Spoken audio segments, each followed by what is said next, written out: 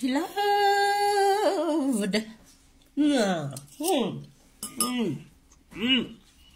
Say bon appetit. Bon appetit, mama. All right. I want to comfort you in this new world of uncertainty and a world of violence, gender-based violence.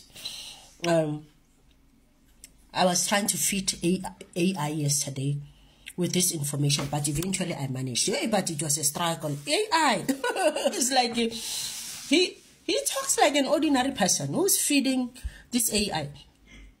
Like, you will understand what I'm saying. All right. So, when we enter relationships, we enter with the intention of love. We all love love. Everybody is looking for love. But then, within that relationship, someone cheats. And the other one becomes so angry, they beat them to a pulp or kill them or injure them or whatever.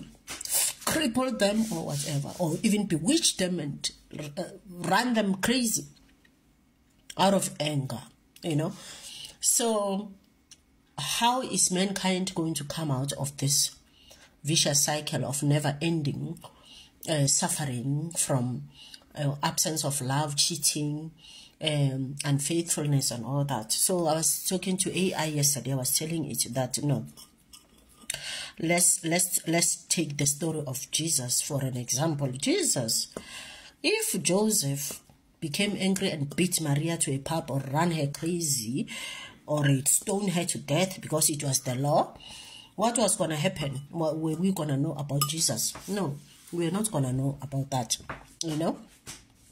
The system of the source is positive and negative, and nothing is right or wrong. But in order to arrive to that understanding or awareness and understand it, it takes time, because even when you see it, still someone will be saying, nah, yeah, but no, that is not the reason to promote infidelity. No, if someone is not right or is not wrong, that does not give them the reason. If the source is not right or wrong, that does not give mankind the reason to cheat and all that. But there is the word cheating. Where does it come from? If the source is negative and positive in one, so where does the word evil come from? It comes from the negative side. It comes even from the positive side, because positive can also be evil. You know, something that we say, oh, it's electricity. Wow, everybody's happy when load shedding is no longer there, is cancelled. In South Africa, we are so happy. You know, we are all positive. But then that positivity, if you don't know and you don't study your electricity, you don't know it, you just come from, I don't know from where, the mountains very far away where there's no electricity, you come to the space where there is electricity, and we just don't bother to teach you. We think, you will know, and then we find you dead here because we are shocked. You know, you washed an iron. We were ironing clothes, and then it started becoming dark. You took a skirp out and pot scroll and started, you know, washing the iron when you still plugged to there, because this iron, let me wash it fast, you know. Then that positive thing is no longer positive. It's ugly. It's evil. It killed our loved one. You see, so like in a case of a witch, where a witch will be, you know, drunk with their plants and spirits, and they just want to eat their neighbor, you know, and their neighbor, they don't know that their neighbor is holding space for them. All this while their neighbor is busy holding space. When those spirits kill that witch, do you think the children of that witch will say the neighbor was praying for the witch? No, the neighbor is a witch. Is a big witch. Is the one who attacked our mother. You see, so because whatever that she was doing was deadly, you know. So, but it was positive. It was the work of love, you know. They don't care. You see, there's so many ways in which I can try to convince you, you see, all these things, you know. And Why the story of Jesus is the first one in the First Testament? Why is it there? What is it teaching mankind? You know, let's forget about this thing of a virgin being pregnant and having a baby. You know, let's look at it from another angle. Why? What is the story there for? You know, if it's not there to brainwash you that someone took away your sins, what is it there for? Look at it from the brighter side. Is it not there for you to learn to pause and understand that even in infidelity there is an advantage? There is something which come out of it. You see, in many occasions, people's birthrights were about to be snatched, but later, when those snatchers realize that they're snatching it to give it to someone who it does not stick, why is it not sticking?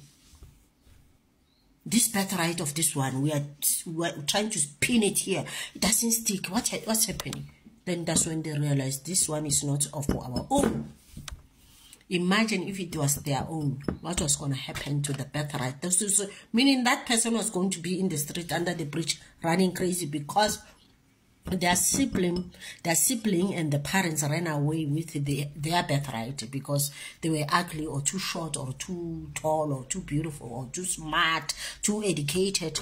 You know, they just wanted to share the part of whatever with this one. You see?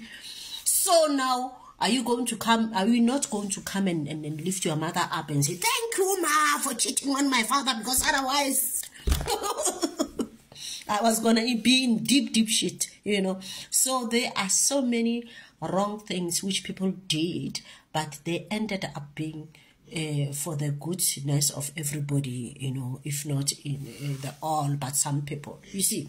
So the story of Jesus is just teaching us that in terms of relationships, cheating, and also gender-based violence, because if he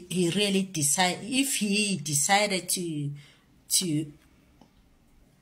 stone Maria because it was the law, we were not gonna know. We were gonna just know that part where there was a man called Joseph, his wife cheated with Gabriel, and then he ordered the community to stone her to death, and that's it. You know, we don't know what was gonna happen. All these teachings about love and all that, they helped us, even though we are not Christians, but we learned from all those stories of love, you know, stories of believing that nothing is right and nothing is wrong. Whatever that you say, you said it goes. That's what Jesus is always preaching about. Whatever that you say is fine. You know, it comes from the source. Anyway, whether it's a lie, whether it's what, it depends on how you process it, the information. We all feed from the same source. So the cheater will say, no, but I couldn't control myself, you know. At that moment, the woman was too sexy, or the man was just too hunky. You know, I was looking at him, I was like, oh, these muscles, I just want to, you know. At that moment, I forgot that I was married. Yeah, well, that's how you process it. Now you're going to either going to be a victim of your own solutions or decisions, or you are going to be the hero of your own solutions. There are so many stories that I can tell you, many examples that I can tell you. All I'm saying is that in everything, because we all are overwhelmed by this amount of feed we receive from the source, let us pause, take a time to digest before we can pack our bags and run away from our houses, or our mother's houses, our parents' houses, or our marriages, you know, because of a silly mistake, which can be, you know, yeah. If you can interview a person and ask them, really, why did you cheat? Tell me. But now you didn't give it to me, you know. Oh, no, for 3 months or for 1 year, you know. Yeah, then, yeah, will you ever cheat again? No, please forgive me. Then that's it. But no need to bewitch people and run them crazy or kill them, get them stoned. let's pause and, process this